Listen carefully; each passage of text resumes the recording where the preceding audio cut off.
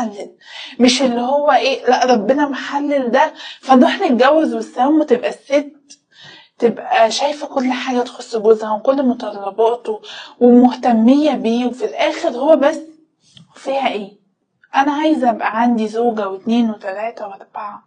لا، هو متحلل لظروف خاصة، لحاجة حصلت صعبة، مرض، حاجة انت مش قادر تستحملها، فساعتها تقدر انك انت تتجوز. فلو انت عايز تتجوز، وطبعا زي ما قلت هو لا عيب ولا حرام لان ربنا محلله، يبقى تتجوز. لو واحدة عايزة تتجوز رسمي تتجوزها رسمي، مش تتجوز عرفي بناء على اللي انت بتقوله ده، لان ده غلط وما ينفعش. ليه تضيع حقوق واحدة؟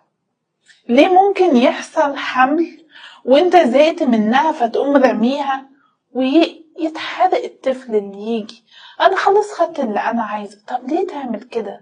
ما فكرتش انك انت عندك اولاد وان كما تدين تدان؟ فانك لو عايز تتجوز يبقى اتجوز جوازة حلال وجوازة رسمي، مش عرفي ولعب العيال ده. وتاني حاجة، ابعد عن صاحبة البنت اللي انت كنت متجوزها دي، لانها هتخرب لك حياتك كلها، وخصوصا ان كل ده طبعا ما ينفعش لانك انت ماشي معاها في طريق الزنا، واللي هو طريق الحرام، وانت عارف الزاني بيبقى نهايته ايه، والست الزانية برضه بتبقى نهايتها ايه.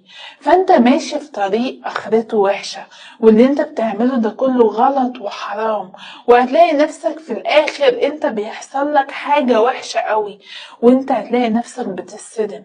طب ليه؟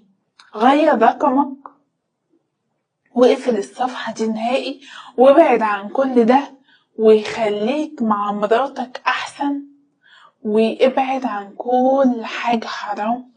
استغفر ربنا وتوب من كل قلبك بجد، وانك انت تعوز تتغير، لانك اللي انت عملته دي اسمها زنا، لانها هي ست متجوزة وانت راجل متجوز. يعني انتوا كده للأسف دي حاجة بشعة. فانتوا الاتنين ابعدوا، وابعد عنها حتى لو هي حاولت ترجع لك، مفيش.